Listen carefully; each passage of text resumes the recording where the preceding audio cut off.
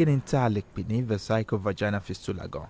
Kódà èyí tí táwọn èèyàn bá tẹ̀ mọ́ vesico-viginal fistula wọ́n á ti gbọ́ short form ẹ̀ tán ń pè ní VVF. bẹ́ẹ̀ni. VVF or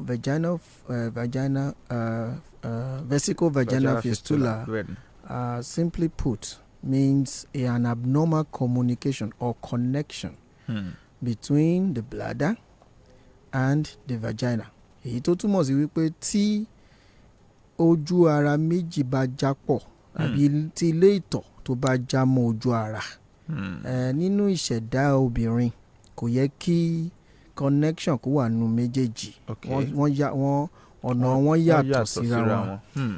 Nípa bẹ́ẹ̀ ó mì wípé ìtọ̀ tó yẹ kó máa gba ọ̀nà ìtọ̀ jáde tá à ń pè ní urethra yóò di wípé ó ń gba ojú ara èyí tí ojú ara obìnrin yóò máa gbabẹ̀ jáde. Nípa bẹ́ẹ̀ yóò máa fa òórùn, yóò máa fa pé kí ìtọ̀ kó mọ́ dà.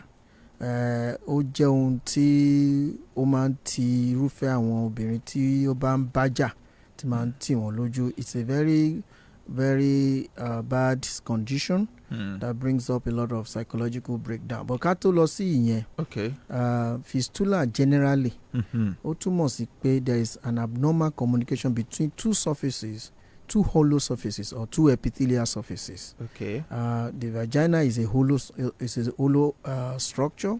The bladder is a hollow structure. So when there is a communication between the two of them, then the natural product from the bladder, which is the urine, comes out through the vagina. It's a reflection of a lot of things, but we'll see mention them.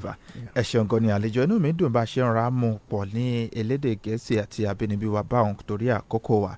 Ẹ di jẹ́ kó yé wa nǹkan tó jẹ́. Let's just look into the causes of VVF, vesico-viginal fistula. Okay. Nípa àwọn tó máa ń fa the causes, the commonest cause of VVF or vesico-viginal fistula is obstructed labor. A labor that has gone for too long, usually in technical and stricter terms, it means a labor that has gone beyond 24 hours.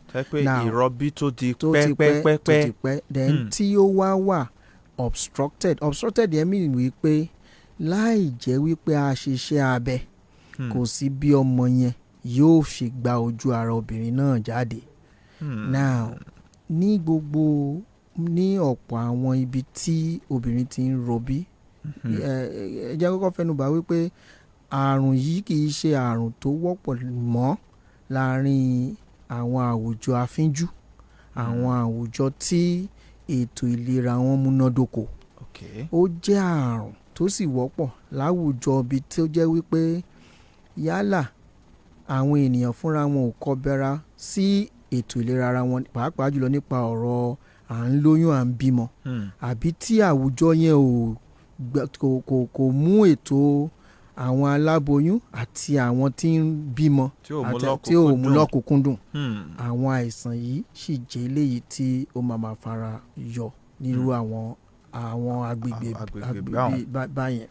Now tí obìnrin bá ń rọbí tó bá ti ń di wípé ó ń kọjá 24 hours, tó di wípé orí ọmọ kò gba ojú ara obìnrin kọjá, obìnrin yẹn gbin kò ọmọ ò jáde, ó túmọ̀ sí wípé orí ọmọ yẹn ò lè gbójú ara jáde. Tí irú labour bẹ́ẹ̀ bá ń continue, a sọ pé ó ti di prolonged obstructed labour. Torí pé ó ti gbìyànjú àti dà bí tí ò sì rí bí. Now nínú bí Ọlọ́run ṣe ṣẹ̀dá ojú ara obìnrin àti ilé ìtọ̀, méjèèjì wà ní ìrẹ́pọ̀. Ojú ara èyí tá ń pè ní wọ́n fẹ̀gbẹ́kẹ̀gbẹ́, èyí tá ń pè ní vagina wà lẹ́yìn, ti ilé ìtọ̀ ó wà níwájú. Ṣùgbọ́n ilé ti ojú ara obìnrin òun ló tẹ̀lé lẹ́yìn. Now tí orí ọmọ bá wá lẹ̀ tó dípò nira tí ò jáde, yóò fún mọ́ ọrùn ilé ìtọ̀ tá ń pè ní bladder, yóò fún mọ́ ìsàlẹ̀ bladder. Nígbò bá pẹ́ tí orí ọmọ ti lẹ̀ mọ́ bẹ́ẹ̀, ṣé mọ̀ pé àwọn blood supply àwọn proper tissue oxygenation èyí tó túmọ̀ sí gbogbo wípé òpó tẹ́jẹ̀ ń tọ̀ lábalábẹ́ yóò di wípé yóò ṣáàkì yóò di wípé ibẹ̀ á bẹ̀rẹ̀ sí rà yálà obìnrin yẹn bí ọmọ yẹn normally eventually ni àbí wọ́n pàpà ṣiṣẹ́ abẹ fún ni ṣé àwọn pé ibi tí ó ti rà àbí tó ti wà nínú èdè òyìnbó á sọ pé tó ti wà necrotic tó jẹ́ wípé orí ọmọ ti lẹ̀ mọ́bẹ̀ tipẹ́tipẹ́. àwọn ẹ̀yà tí ń bẹ́ẹ̀ mẹ́ kò lè ríṣẹ́ ṣe mọ́. bẹ́ẹ̀ ni wọn ò ní ìtura mọ́ wọn ò ní vitality mọ́ blood supply ibẹ̀ tí ó ti mẹ́hẹ̀ ó ti kú pátápátá ń gbò bá yá bóyá lẹ́yìn ọ̀sẹ̀ kan àbọ̀sẹ̀ méjì àbóṣù kan tẹ́niyẹn ti wá bímọ tán àbí wọ́n ṣiṣẹ́ abẹ fún ni àbí ó pàpà bí normally ni ibẹ̀ á bẹ̀rẹ̀ sí í jẹ tó bá wá ń jẹ láàrin ilé ìtọ̀ àti ojú ara tá à ń pè ní vagina ibẹ̀ á bá lu tó bá ti wá lu ìtọ̀ tó yẹ kó máa gba ọ̀nà ìtọ̀ jáde tá à ń pè ní urethra yóò wá máa gba ojú ara jáde èyí là ń pè ní obstetric reason for vesico-viginal fistula. Okay. Now àwọn nǹkan míì tún wà tó lè fà á. Iṣẹ́ abẹ ńgbà míì tí ó bá ní àyídáyidà tá à ń pè ní complications tó bá mú dání lọ́wọ́ bóyá yálà ẹni tó ń ṣe ò mọ̀ ọ́n ṣe dáadáa ni àbáwọn àṣedédé kan jẹyọ ń bẹ̀ nínú ẹ̀ ó ṣeé ṣe kí àṣìṣe wà láàrin ilé ìtọ̀ àti ojú ara tá à ń pè ní vagina ìgbà míì gan ó lè má jẹ́ vagina nìkan ni ó ní problem ní ìtọ̀ tí máa jáde nígbà míì wọ́n lè ṣe àṣìṣe lórí pipe tó ń gbé ìtọ̀ wá sí ilé ìtọ̀ tá à ń pè ní ureter so tí ìtọ̀ bá ń jáde lójú ara obìnrin tá à ń pè ní fistula yìí a ní láti ṣe àyẹ̀wò fínífíní láti distinguish láàrin méjèèjì bóyá ureter ni ó ti ní problem àbí urethra àbí bladder so àwọn nǹkan tá a máa ń ṣe pọ̀ bíi dye test láti fi ṣàwọn kan yẹn láti mọ èyí tó jẹ́ nínú gbogbo ẹ̀. Now àwọn practices kan náà tún wà pàápàá jùlọ àwọn obìnrin tí wọ́n ń wọ́mọ tí wọ́n ń wojú Ọlọ́run fún kí ọlẹ̀ ayọ̀ kó sọ nínú wọn. Ó ṣeé ṣe kí wọ́n bọ́ sí ọwọ́ àwọn èèyàn burúkú kan tán sì wà títí dìsìn yìí tó jẹ́ wípé bóyá obìnrin yẹn ní oyún ìju tá à ń pè ní fibroid tá à ní kinní kan kẹ́míkà kan wà tí wọ́n á fi sójú ara tí ó yọ fibroid àbí tí ó tún lé ọmọ ṣe àbí tí ó pa nǹkan kan àpọ̀ ìgbà ló jẹ́ wípé ohun tí wọ́n fi sójú ara yẹn yóò máa jó yóò máa jó vagina tá à ń pè ní ojú ara obìnrin yóò máa jó títí yóò fi jó kan ilé ìtọ̀ torí kó wà lẹ́gbẹ̀ẹ́ ara wọn ni torí wọ́n wà lẹ́gbẹ̀ẹ́ ara wọn. Now nígbà tí mo fẹ́ ṣe ọ̀rọ̀ yìí jẹ́ kí n rántí ìgbà mo ṣẹ̀ bẹ̀rẹ̀ ìkẹ́kọ̀ọ́ specialist training ilé ẹ̀kọ́ ńlá UCH ní 2008 obìnrin lọ́ọ̀yà kan tí ṣáájú àkókò kí n tó gbaṣẹ́ ni wọ́n ti ń bá a sọ̀rọ̀ fibroid surgery ṣùgbọ́n bóyá torí ẹ̀rù àbí torí mi mọ̀ pé kì í ṣàì lówó torí lọ́ọ̀yà mo pẹ́ ní tá à ń sọ yìí ṣùgbọ́n torí ẹ̀rù operation fibroid ló bọ́ sọ́wọ́ àwọn tí à ń sọ yìí wọ́n sì fi cambad wọ́n lọ mọ oríṣiríṣi àwọn kan náà bá kó sí ojú ara náà kó sínú vagina títí tó fi jó vagina wọ bladder níwájú ó fa VVF ó jó vagina wọnú rectum lẹ́yìn ilé ìgbẹ́ lẹ́yìn ilé ìgbọ̀nsẹ̀ lẹ́yìn àti ìgbọ̀nsẹ̀ àti ìtọ̀ méjèèjì wá jáde lójú ara so ọ̀pọ̀ láti rí bẹ́ẹ̀ tí wọ́n ti bọ́ sọ́wọ́ àwọn èèyàn burúkú. tẹ́ pé àwọn tí ò ń ṣakọ́ṣẹ́mọṣẹ́. tí wọ́n ń ṣakọ́ṣẹ́mọṣẹ́ àwọn ayédèrú àwọn apani sára wọ́n sì kún gbòòrò wọ́n kún ìlú wọ́n kún oko wọ́n kún everywhere. Wow. So ìgbìyànjú ráńpẹ́ tí mo lè sọ ni pé gbogbo àwa tá a bá ń wojú Ọlọ́run fún ọmọ ẹ jẹ́ ká mọ̀ bí tá à ń wá ojú Ọlọ́run ń lọ.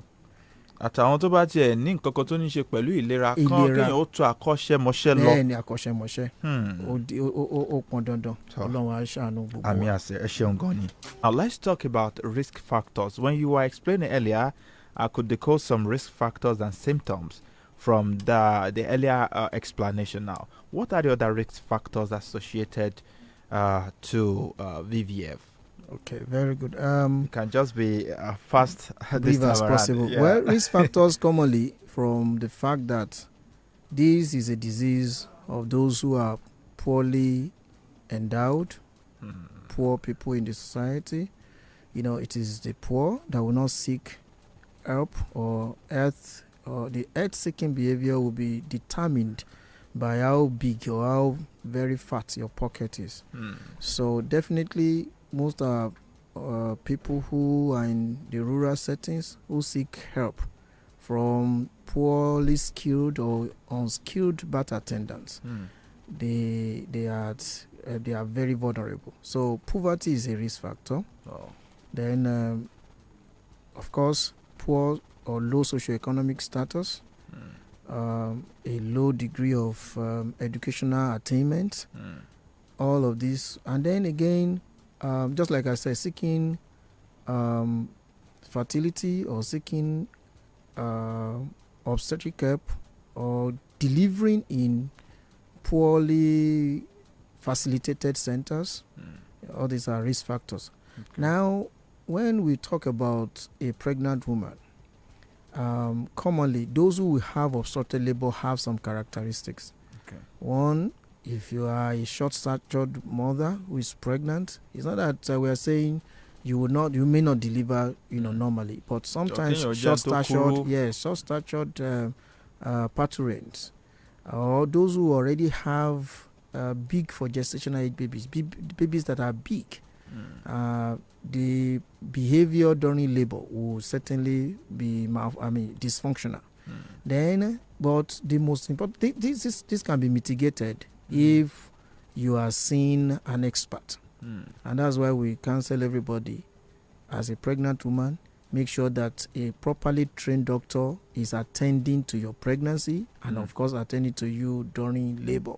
Okay. Now, of course, we will also counsel people to avoid fertility care in the hands of quacks and people who are just out there to add more troubles to your life.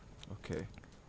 Thank you very much. Ẹ jẹ́ wá sọ̀rọ̀ báyìí téèyàn bá ti wá ní àwọn nǹkan tí a ṣe lálàyé látàárọ̀ yẹn VVF yìí pẹ̀lú àwọn àpẹẹrẹ tí a ti ṣe àlàyé ẹ̀, kí ni ọ̀nà àbáyọ fúnrúfẹ́ onítọ̀hún? Very good. A mọ̀ wípé oríṣiríṣi ètò ló ti wà ń sìn. Èkíní a máa sọ pé gbogbo ẹni bá ti nírú àìsàn yìí tá a rí pé ìtọ̀ ti ń dà látojú ara, ẹ jẹ́ a rí pé a wá àwọn akọ́ṣẹ́mọṣẹ́ lọ. A gbọ́dọ̀ rí pé dókítà tó ń attend sí wa ó jẹ́ ẹni tí ó jẹ́ gynecologist.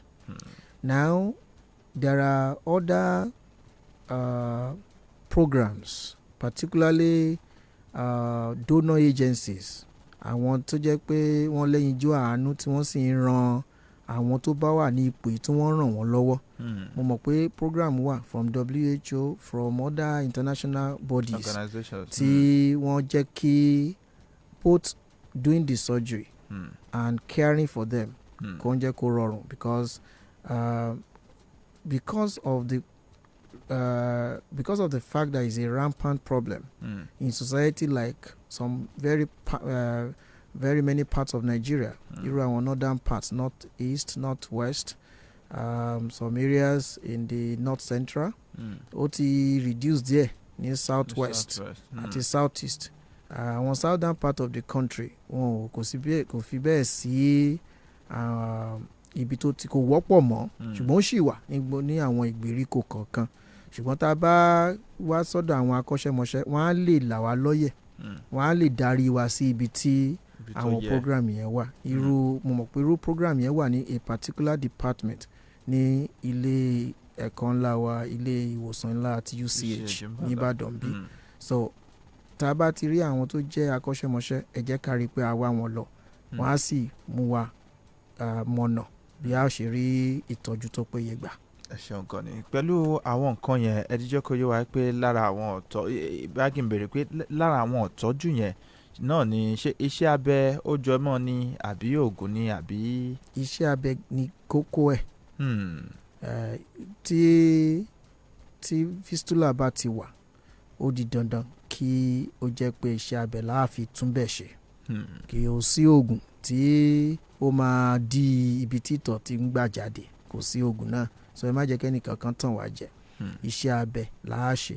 Ṣùgbọ́n bí mo ṣe sọ, àwọn ètò ti wà tí wọ́n fi ń ran àwọn tó bá wà ní ipò yìí lọ́wọ́. So ká wo bóyá gynecological department of the University College Hospital àbí a good trained gynecologist in town who would directly or who would appropriately direct us to those programs. Ẹ ṣeun gan ni gbogbo àwọn tí wọ́n sì wà nípò risk factor tá a mẹ́nubà lẹ́ẹ̀kan kí èdè Gẹ̀ẹ́sì lẹ́fi sọ pé bóyá àwọn tí wọ́n bá kúrú àbí àwọn tí èèyàn bá lóyún tọ́mọ bá tóbi jù àbáwọn nǹkan tó bá lè yọrí sí kí èèyàn rọbí ẹ sì sọ pé ju gbogbo ẹ lọ kéèyàn lọ sí ilé ìwòsàn tó jẹ́ èyí tíjọba fòǹtẹ̀lù àti rírí àwọn akọ́ṣẹ́mọṣẹ́ tó gbóúnjẹ fẹ́ gbé báwo bọ̀ àbí bẹ́ẹ̀ kọ́ ẹ ṣeun. You've been listening to Health Focus on Fresh FM 105.9 FM Ibadan. And I've been having this conversation with Dr. Idowu Olowokere, the CMD God's Not Hospitals and Fertility Center, Ologunẹ̀rú Ibadan. Àlejò wa tí wọ́n ti ń bá wa sọ̀rọ̀ látàárọ̀ lórí nǹkan tí àgbéyẹ̀wò àwọn náà ni dókítà Ìdòwú Olówókéré láti ilé ìwòsàn ńlá God's Not Hospitals and Fertility Center tó wà lógúnẹ̀rú Ìbàdàn. Gbogbo nǹkan tá a gbéyẹ̀wò náà ni a sọ ní ṣókí torí ìwọ̀nba àkókò tá a ní tá a sì nígbàgbọ́ pé ẹ ti rí ẹ̀kọ́ kan sí kejì múlò ń bẹ̀. Àlejò wa kó tó di pé mọ̀ lọ kí ni àmọ̀ràn tẹ́ ní fún àwọn tó jẹ́ èèyàn tí ń gbọ́ wa lé lórí nǹkan tá a gbéyẹ̀wò àti pé kí ni tẹ́ lè sọ nípa ètò Health Focus.